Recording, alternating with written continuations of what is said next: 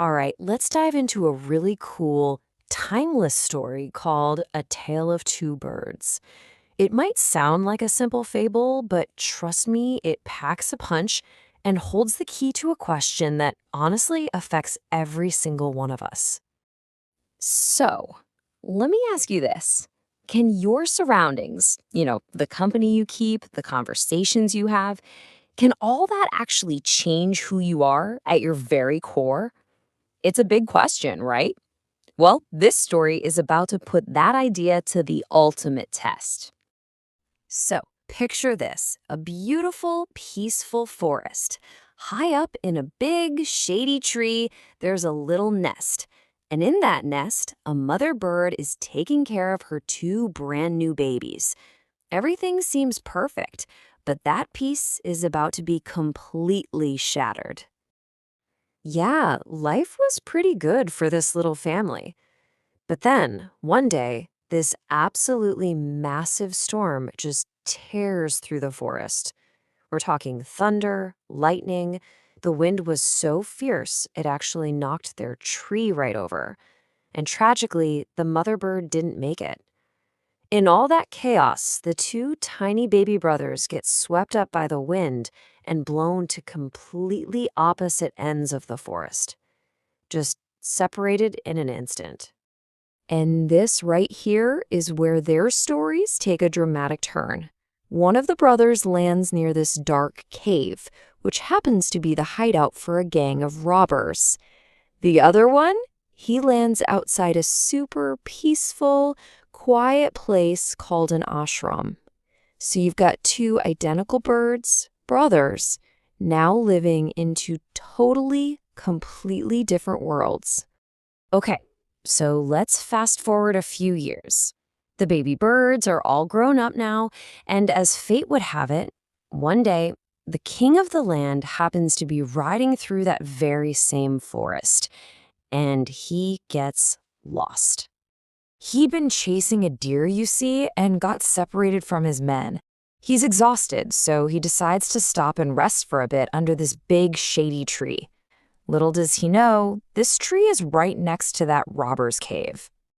And then, all of a sudden, he hears this loud, really rough voice shouting from the tree above him. It's yelling, "Quick, hurry up, there's someone under the tree. Come and take his jewels and his horse." Can you even imagine how startled he must have been? So the king looks up and he's just shocked. It's a big brown bird that's shouting all this stuff. He doesn't stick around to ask questions, that's for sure. He jumps on his horse and gets out of there as fast as he possibly can. He rides, and finally, he comes to this clearing in the forest. And the vibe here is completely different. It feels peaceful, calm, and totally safe, a world away from where he just was. Turns out he stumbled upon an ashram. And just so we're all on the same page, an ashram is basically a peaceful, spiritual retreat, kind of like a monastery, often where a holy person known as a rishi lives. So the king is resting under another tree and he hears a voice again. But this time it's not rough at all. It's gentle, it's polite. It says, "Welcome to the ashram, sir. Please go inside and rest." The king looks up, and you can just imagine his jaw probably hit the floor, because sitting in this tree is another big brown bird that looks exactly, and I mean identical to the one by the cave. He's totally baffled. What is going on? How is this even possible? Right at that moment, the rishi, the wise, holy man of the ashram, walks in. Perfect timing. The king finally has someone he can ask about this absolutely bizarre mystery.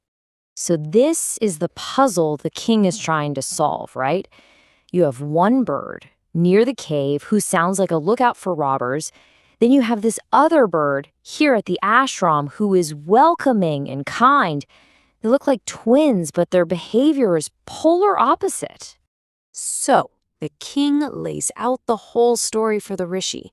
He talks about the aggressive bird, the gentle bird, and how amazed he is.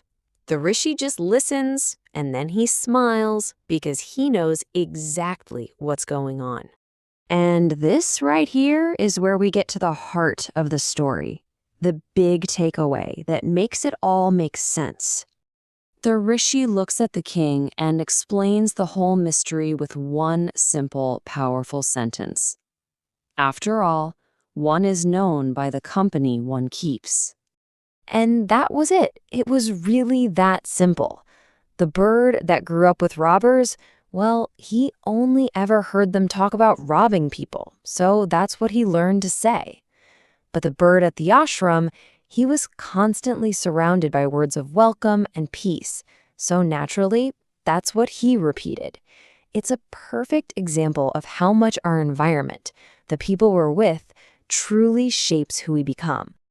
And that's really the point, isn't it? It brings the whole lesson right back to you and me. We're not so different from those birds. We soak up the attitudes, the words, the habits of the people we spend the most time with. So it's worth asking yourself, think about the company you keep, the conversations you're a part of. Are they helping you become the person you want to be? How has the company you keep shaped your story?